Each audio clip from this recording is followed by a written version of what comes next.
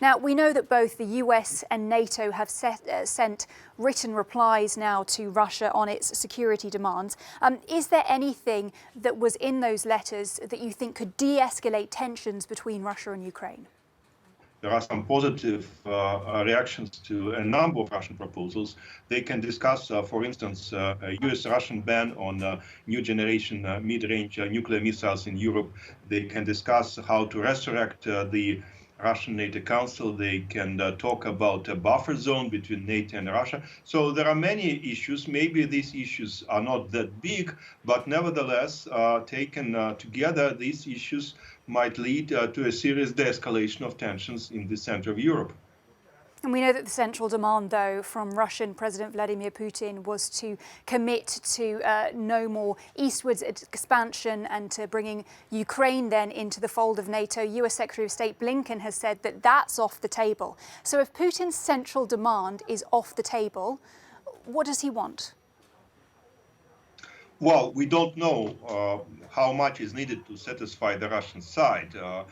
Definitely, Russia can take a kind of all or nothing approach. And in this case, it seems that we will have no negotiations on small incremental measures that can make a contribution to European security. All the while, though, as these discussions stall and then potentially move forward, we've got the issue of the fact that there are around 100,000 Russian troops on the border of Ukraine.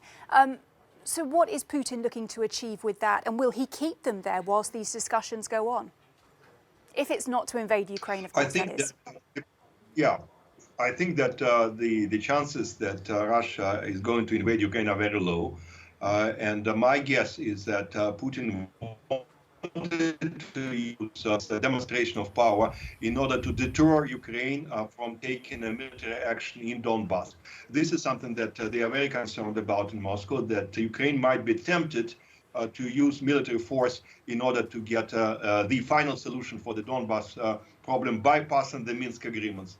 Clearly, the Kremlin would like Kyiv to stay within the framework of the Minsk agreements. And I think that maybe these movements of troops is just another signal to Kyiv that if you consider a military solution, you will have to face very serious repercussions, not limited to Donbass only. All right, Andrei Kortunov, the Director General of the Russian International Affairs Council. We thank you for your insights tonight.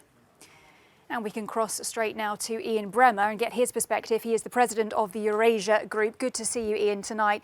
You deal in risk. So what is the risk that Russia invades Ukraine?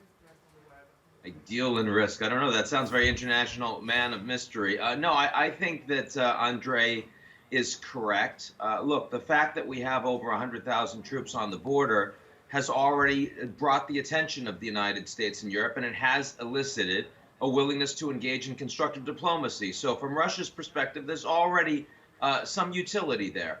But there's a big difference between invading Ukraine, thousands of Ukrainians dead, overthrowing the Ukrainian government, and taking incremental steps that would be escalatory and would require strong American response, strong allied response. For example, if the Russians were to send tanks into occupied Donbass, where they have claimed falsely that the Ukrainian government is committing acts of genocide against Russian passport holders on the ground. That's one that would be harder to maintain U.S. and NATO alignment in terms of response, but certainly would be seen by the Americans as a significant escalation. And I think President Putin has to consider in the coming weeks whether or not he wants to take a couple more bites at the apple, or whether he has enough now to engage more fulsomely in negotiations and diplomacy.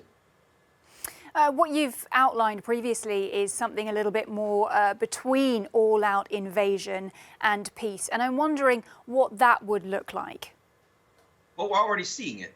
I mean, 100,000 troops at the border, a new agreement with Belarus, perhaps, after they change their constitution in the coming weeks. They're not going to be neutral anymore. They're not going to be non-nuclear anymore. So Russia could easily permanently base troops there and base nuclear weapons there. There have already been cyber attacks against Ukraine, almost certainly from the Russian government over the course of the last couple of weeks. Those and there were messages that were sent very clearly on those Ukrainian computers that were hacked that said this is just the beginning, more will come. The Russians could easily do that as well. There are plenty of measures. I mean, Putin is not going to make this easy. If he decides to escalate, he's not going to make it easy for the Americans and the Europeans to all maximally respond together. That's hardly in his interest. So, you know, that's what I would say.